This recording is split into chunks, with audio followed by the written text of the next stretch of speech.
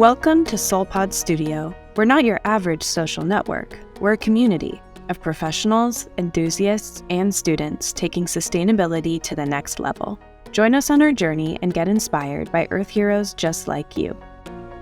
Hi everyone, and welcome back to another episode of SoulPod Studio. I'm Lucy Callender, and today I'm here with Jamie Berger, who is the writer and producer of the film The Smell of Money. This is a documentary that highlights the injustices of industrial animal agriculture and focuses specifically on one North Carolina community as they take on one of the largest pork companies in multiple lawsuits in their fight for their right to clean water and clean air. This is absolutely a must-see film. Everyone should watch it. And we are so excited because SoulPods is partnering with a few other nonprofits in the Bay Area to host a screening of The Smell of Money on November 12th in Palo Alto. All the details can be found down below. But we just cannot wait to bring this film to the Bay Area community and beyond. Thank you so much, Jamie, for being here. I'm so excited to talk with you more and to share your story with our listeners. Yeah, thanks so much for having me, and thanks so much for screening the film. I'm excited for the event. Yeah, we're so excited. So I've seen the film twice. I'm excited to see it a third time in a week. But I can attest it is life-changing and everyone should see this film. I was hoping you could start by telling us what inspired you to create this film and how you first became aware of the issues surrounding the industrial pork industry in North Carolina. Yeah, so I was born and raised in North Carolina, not in the eastern part of the state, which is predominantly where the pork industry's facilities are concentrated, but more kind of in central North Carolina. But I was only about an hour and a half or so away from the place that we ultimately spent a lot of time in when we were filming. And I started to first learn a bit about the environment in high school. I took an environmental science class and started to learn a little bit about the impacts of animal agriculture on the environment at that time. And then in college, I focused my studies around that issue. So looking at the ways that our food system impacts the environment, but also public health and just communities in general. I looked at how the industry, how animal agriculture affects, of course, animals, workers. And I ended up doing my undergraduate honors thesis on the North Carolina pork industry. So went to school in North Carolina and wanted to focus my research on an industry that was close to home. And so I learned North Carolina is the second largest pork producing state in the country behind Iowa. And there are just about as many pigs in North Carolina as there are people. The problem is that pigs produce about 10 times as much waste as people do. And in North Carolina, I learned the way that this waste is treated, or not treated rather, poses a lot of problems for not only, again, the environment, but also the people who live nearby. So during that process, I learned a lot about the industry in terms of its kind of influence over the local government, state government of North Carolina. I looked at the history of labor rights organizing in the pork industry.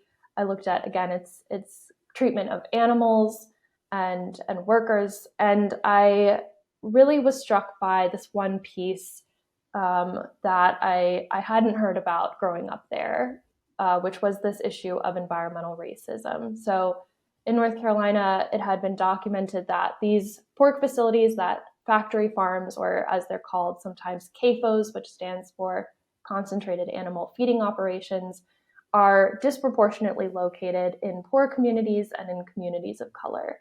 And again, because of the way that the waste is managed in this industry, it has a very harmful impact on people who live near these facilities. So in North Carolina in particular, and in some other states, waste from these hog facilities is kept in basically open air pits, very large pits, that's just big holes in the ground.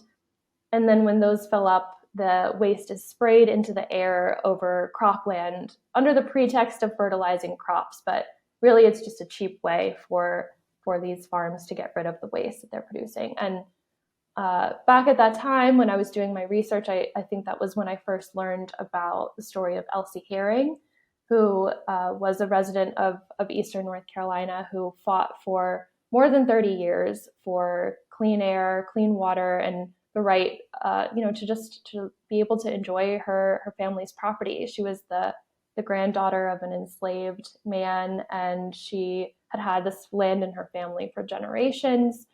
And she, went away after high school to go pursue a career in New York, and came back to take care of her elderly mother. And it was at that point that she learned or realized that the farmer next door was essentially literally spraying animal waste onto her and her mother's home. And so I heard about that story back then, and I was able to interview a number of other people who were fighting this issue. And I think it was that experience of doing that research as an undergrad that really made me into an activist. And so for the rest of my time in college and the rest of my career thereafter, I've been working on fighting factory farming and all of the harms that it causes, again, people, to animals, to the environment. And I had the opportunity to work on this film starting about now, it'll be 6 years in January that we started working on it. And yeah, this was the topic that I proposed because I knew it would be a really compelling story. I knew that the people involved would make for really interesting and interesting characters who audiences I thought could really resonate with and connect with. And so yeah, started filming again February of 2018. So it's been a long journey. Yeah, definitely. I was hoping you could tell me also a little bit about how was it connecting initially with that community? I know you said you were aware of Elsie's story before you even started, but how was it kind of integrating yourself and the film crew into that community and actually getting these stories? Because I know this is a really polarizing topic, and some people might feel fear for speaking out when the pork industry is such a giant. So how was that? Yeah, I think that was really the most challenging part for us throughout our filming process, was earning the trust of the community members we were working with. They had every reason to be fearful of working with us, both because we were relative outsiders. I think the fact that I'm from North Carolina did kind of lower some walls a little bit and kind of give us a little bit of common ground. But in general, my partner and I, who were working on the film, we're outsiders, and we're both white, coming into largely Black and brown communities and saying, we want to be a part of this fight. We want to help you tell your stories. And I think many of the residents who we met had prior experiences with journalists that sounded alarm bells for them when we came to them, because for so many of them, their experience had been that the media would come in and they would get their sound bites, they would get their story, and then they would just kind of disappear. They would never hear what actually happened with that. It wasn't kind of, the work that those journalists were doing wasn't necessarily connected to a larger effort to try to address the problem.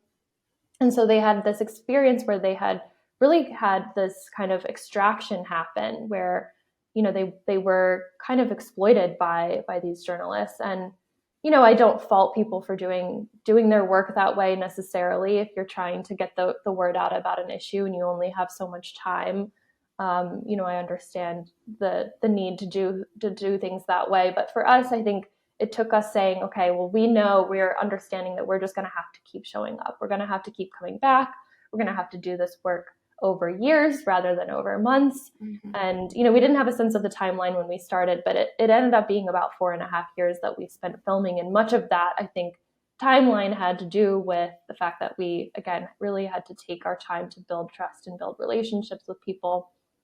And as you kind of alluded to, the other reason that people were inherently distrustful of us, which I think is totally valid, is that the pork industry has just immense power in North Carolina. It's impossible to overstate how powerful it is. And by speaking with us, they would be, risking their lives, risking their livelihoods. We heard from so many people that they had been harassed by the industry, that they felt really fearful of saying anything against it. And we had so many people, say, I just won't talk to you. I can't talk to you. And that's in part because so many people had connections to the industry in terms of their jobs. So we heard from people who, who had relatives who work in the CAFOs, or who had, relatives who drove trucks for Smithfield.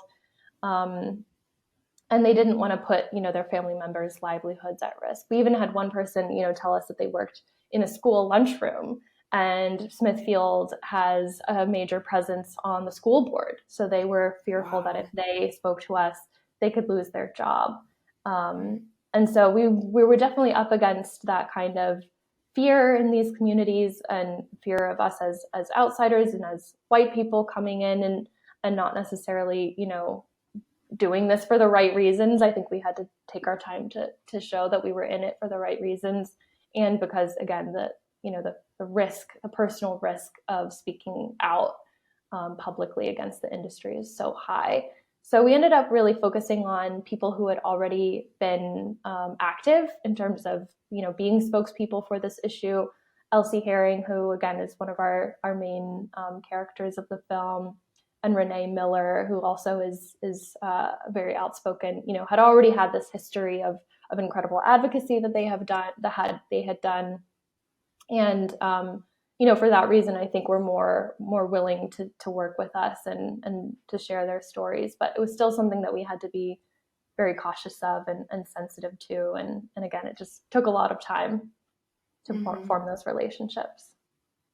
And were there any moments while you were there that you felt fearful or your crew felt fearful because of Smithfield or because of what was going on?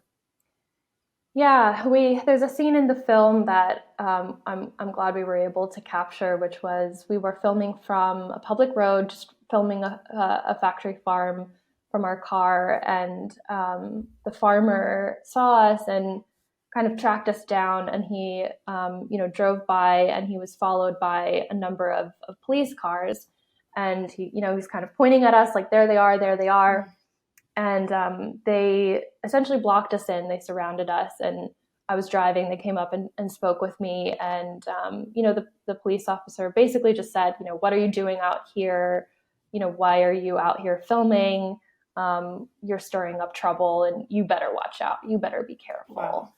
And, again, we weren't doing anything wrong. They had no grounds for even pulling us over, let alone, arresting us or doing anything like that. Unfortunately, they didn't. But it was clear that the whole purpose of that was just to try to scare us, was just to try to intimidate us and make us understand, the power dynamic that's at play in those communities. And there was one other time when we were filming, some factory farms, and there was a house nearby, and someone came out and just cocked a shotgun at us and kind of gave us a threatening look. And so, of course, we were like, all right, time to get out of here. Yeah. But oh my goodness, there definitely was this real feeling of just kind of fear in the air, a real feeling of intimidation. And that was so familiar to so many of the people who we spoke with. And, for us, I think, again, our race protected us. The fact that we were, we're kind of could say we're filmmakers, we're not from here.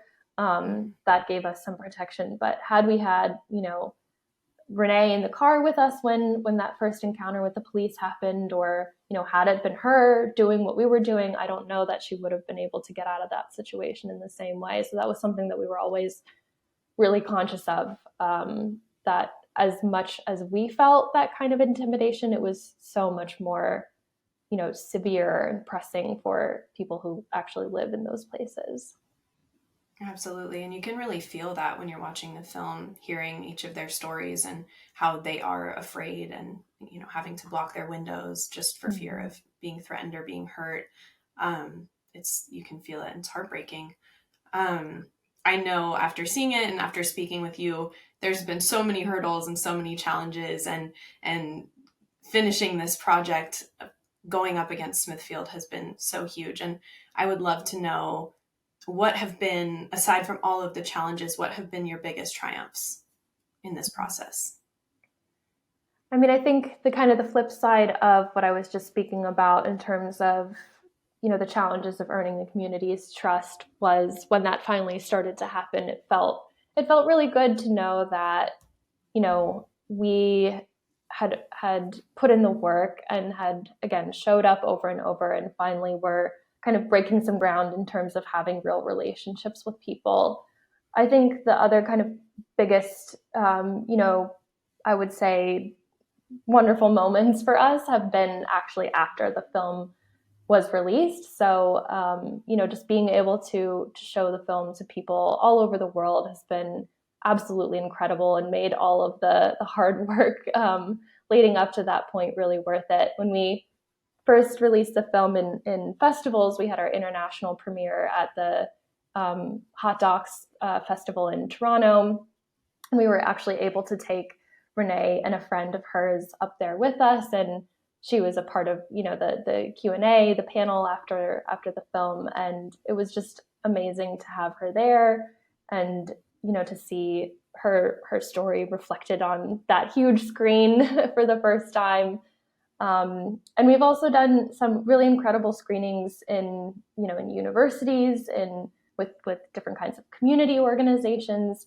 We did do one in Eastern North Carolina that was wonderful. We had a lot of people who are directly impacted by the pollution from this industry come and see it. And it was so clear that they were really moved and felt a lot of validation and felt a sense of pride in knowing that their stories were reflected in the film and were presented in a way that they felt good about. And I think, having a struggle that you've gone through for so long illustrated in that kind of way can feel quite meaningful. So it was really wonderful for us to be able to share the film with communities in that way. Wow, that's wonderful. And I guess that kind of actually leads into another question I wanted to ask you, which is, with your experience as a writer, filmmaker, storyteller, how do you see that power of storytelling in shaping public opinion and driving social change? Yeah, that's a great question. I think for me, it's always been a little bit of a struggle throughout this process to sort of balance my the activist side of me and the filmmaker side. I think as activists for a better world, for the environment, for people, for animals, we have a tendency to just want to reach people, and we have this kind of desperation to the way that we approach our work sometimes, in the way that we just hope that people will hear us out and understand, maybe just hear the facts of an issue and then be sort of instantly converted to our side and go out and change their lifestyles or vote a certain way. But I think as a filmmaker, I had to sort of say, actually, it's important that people watch this movie and find it entertaining. It is a movie after all. So I think for us, the way that we approached that was by trying to tell really, really human stories, and to work with people like Elsie, like Renee, like some of the water keepers we worked with in our film, people who can captivate an audience and who have this kind of just deep, beautiful humanity that people we knew our audience would connect with. So I think our goal was really to try to expose an issue that we could have spent a lot of time in the film just kind of hammering down facts about. We could have included a lot of research. There's so much history to it. There's so much kind of complexity to it.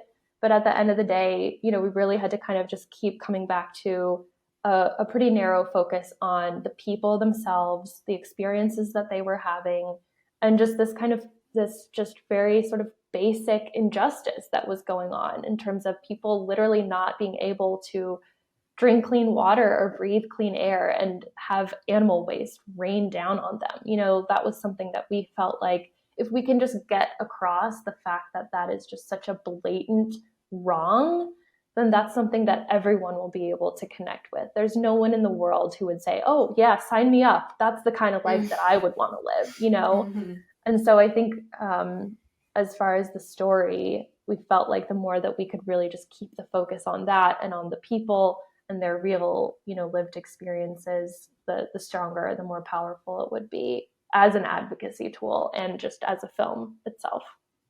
Definitely. And I think seeing the film can awaken that activist part of anybody. And I'm sure you've maybe had to give this advice before, or had people coming up to you asking this, but what advice do you have for activists and advocates, maybe young activists who want to do what you do, or just want to get the word out about a cause that they believe in so strongly like this?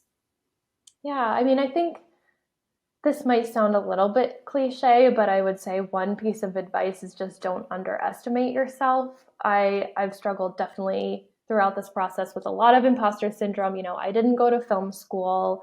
I don't have a background in journalism.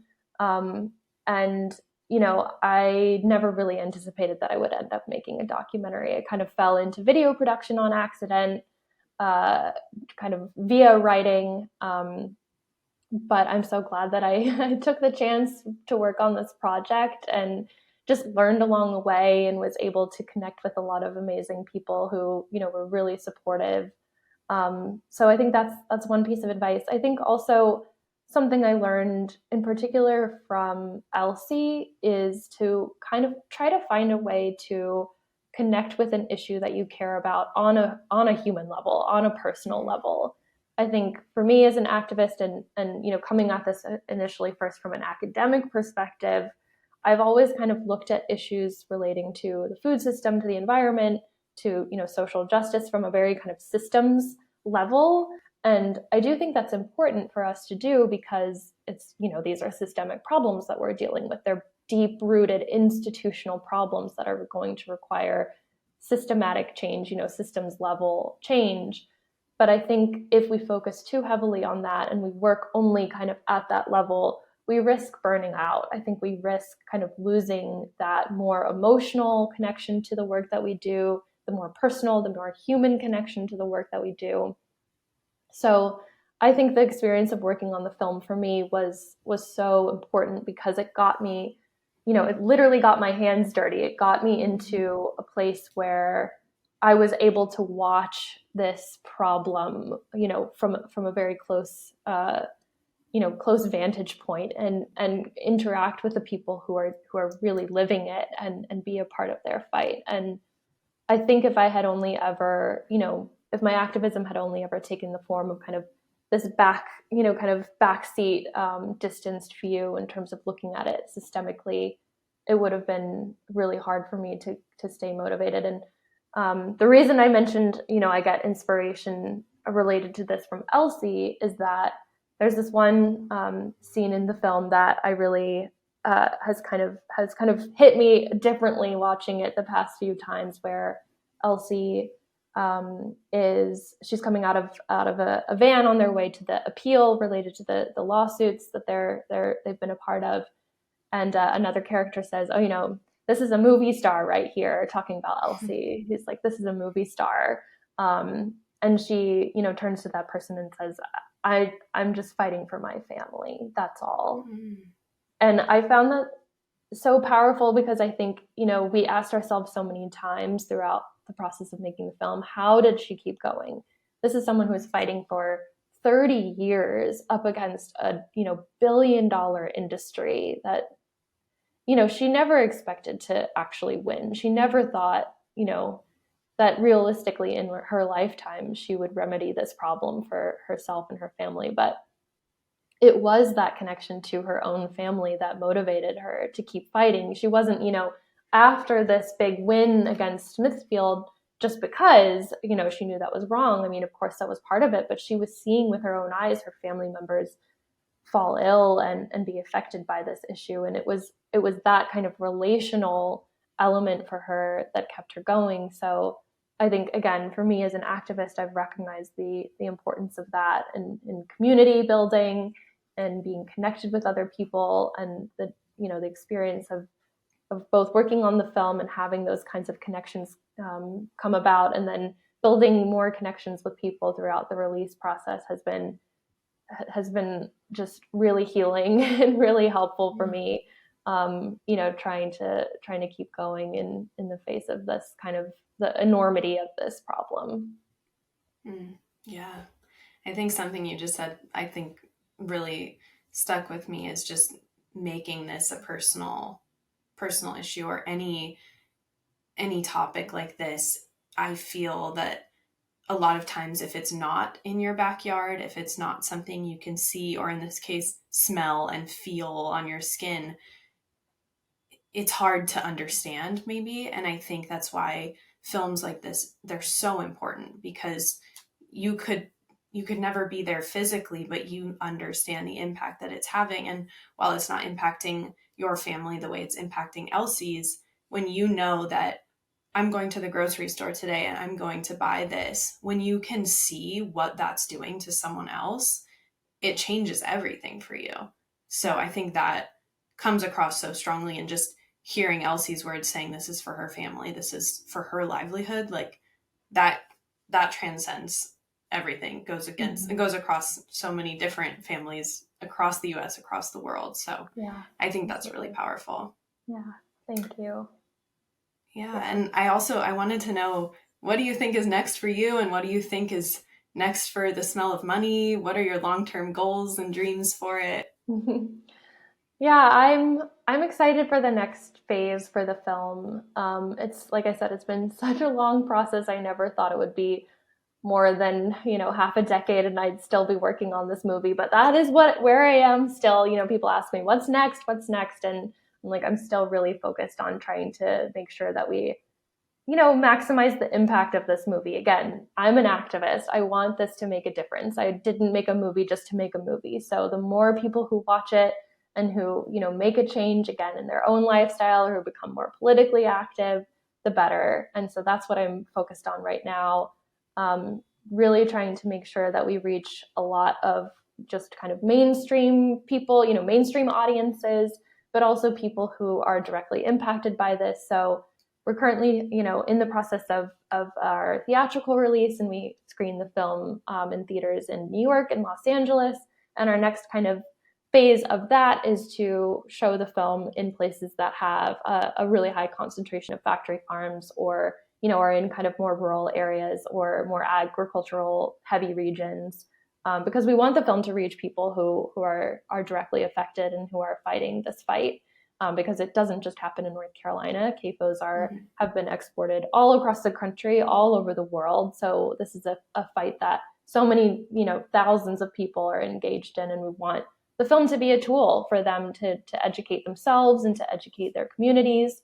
We really want it to have always wanted it to be an advocacy tool, a movement building tool for people.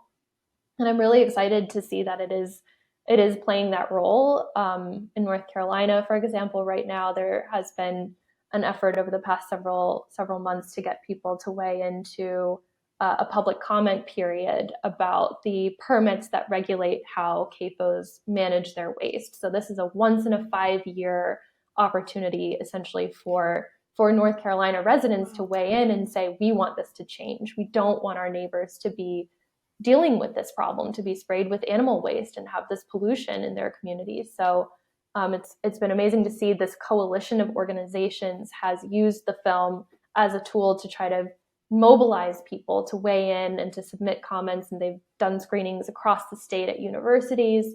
And that's exactly the kind of dream scenario for me, is to see, organizations that are doing this kind of work on a grassroots level, on the ground, take the film and plug it into their advocacy with, a clear ask for people to get involved in the fight.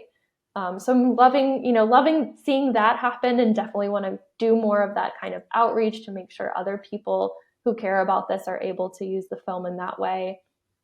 Beyond that, we'll be releasing the film on what's called kind of video on demand services. So like Google, Amazon, and others, hopefully before the end of the year. We're thinking potentially as early as end of November, maybe early December. And so you can, stay tuned for updates about that. But then it'll be, widely available for anyone to watch, and it'll be in hundreds of countries all over the world. You can pay just a small kind of, rental fee to watch it. And, we're going to put everything we can behind that too, and make sure that we're marketing it and make sure that we're advertising and reaching people, encouraging them to see it. And then, from there, we'll see. I don't know what's next. We have so much footage that we weren't able to include, of course, in the 84 minutes that this film ended up being. So much that's really compelling, really powerful. And I would love to maybe revisit some of that and see if there's something that we can do with it. Yeah. Great. And what can our listeners do both to support the cause, but also to support your film and get more eyes on it? That's a great question. I would say in terms of, supporting the cause generally, we all have the power to start making changes because we all eat. So as you kind of said earlier, what we're eating does translate into real harm or benefit for people who are affected by this issue. And so I think that's just something to keep in mind when you go to the grocery store, when you eat out. The message of our film isn't go vegan or go vegetarian overnight, but I think definitely moving in that direction, eating less meat, thinking about maybe meatless Mondays or something like that to start to lessen your impact, both in terms of your impact on people, but also, reduce your harm to animals and to the environment in general. There are so many benefits to reducing meat consumption, your own personal health. So I definitely encourage that because it's a first step. It's an easy step that we can all take. I think another kind of big recommendation I would make is think about and try to learn about what environmental justice issues are happening in your own local area. No matter where you live, there are environmental justice problems. It's just almost universally the case that polluting industries, harmful industries are located in communities that have less power to fight back against them. And so those of us who do have that power or do have, the means or the resources to join that fight, I think, it's important that we do. It's important that we learn about, where is my local landfill? Where does my trash go? Who is impacted by my, the trash that I produce? That's just one example, but there are so many different, environmental justice issues that we can plug into. I think supporting local Black and Brown-led organizations that are doing work on that front is always really important, whether that's financial support, donations, or volunteering with them. In North Carolina, we worked a lot with the North Carolina Environmental Justice Network that does incredible work across the state to help communities fight environmental injustice problems. And I always recommend checking them out and donating to them if you're interested in supporting their work.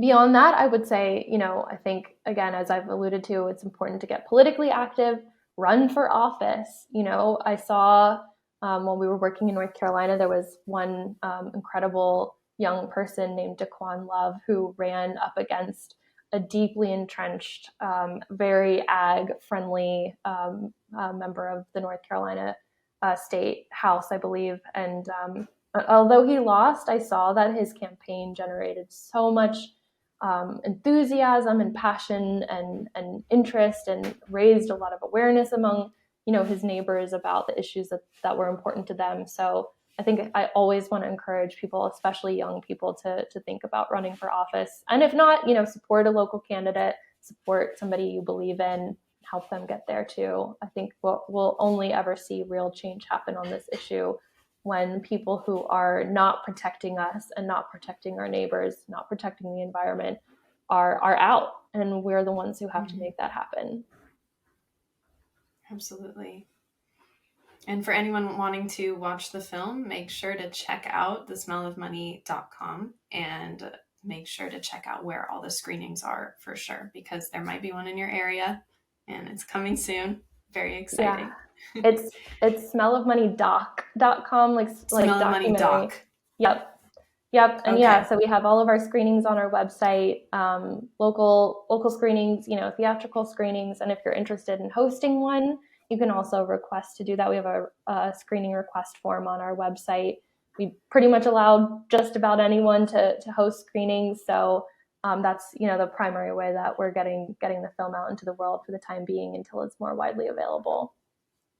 Great. Well, I know we're so excited to host it shortly, and so excited to bring it to the Bay Area community and interact with other nonprofits who are so passionate about it as well. And we're so excited for that.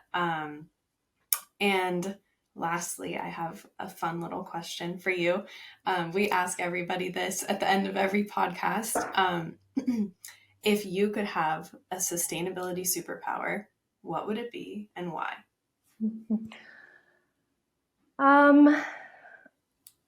I think I would have to say I would probably choose the power to make everyone go vegan.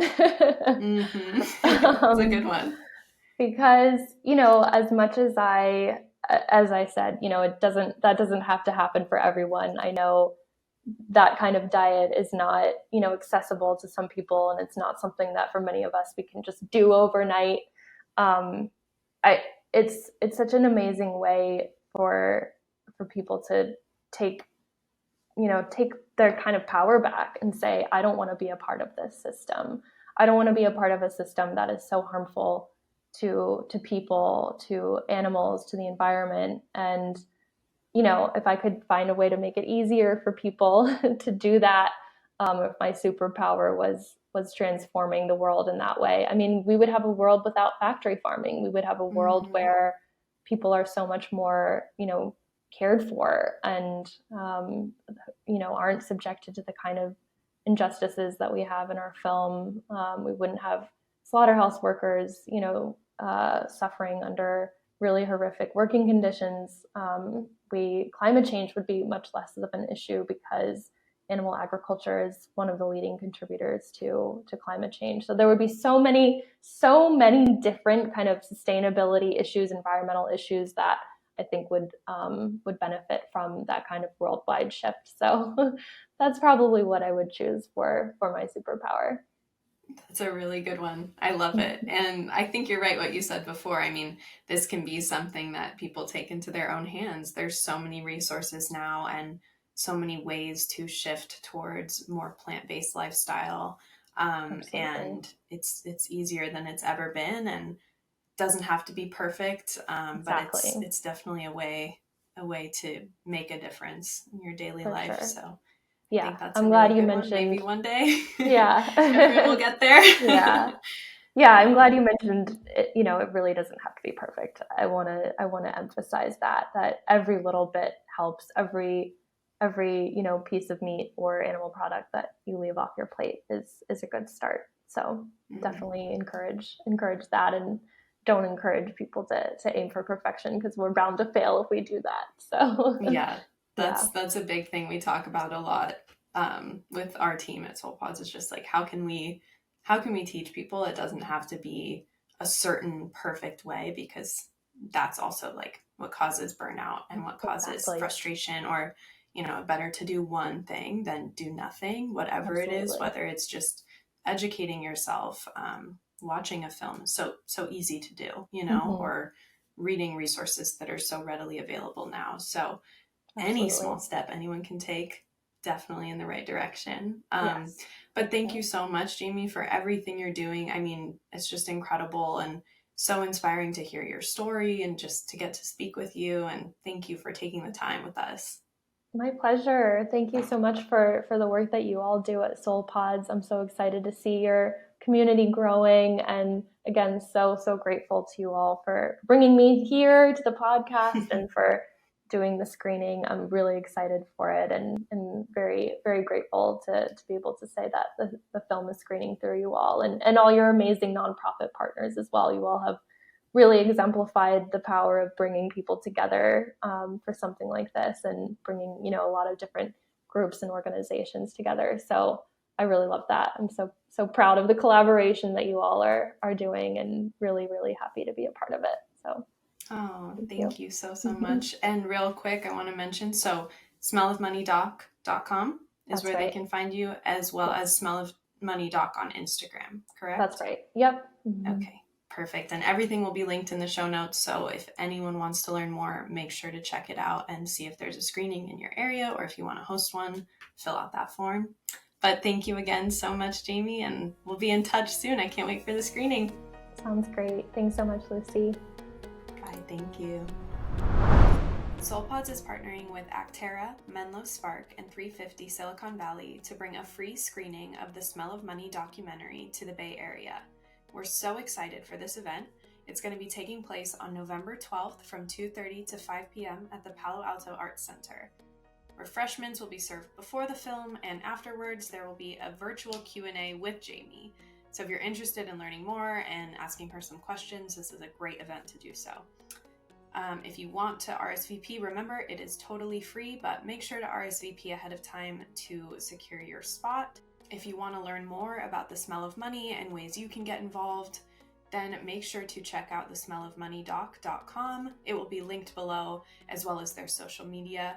You can check out a full list of screenings there. You can also watch the trailer. And to stay up to date with any upcoming virtual or in-person SoulPods events in the future, make sure that you're following us on social media and that you have joined our online platform. Thank you so much for listening or watching, and we'll see you next time.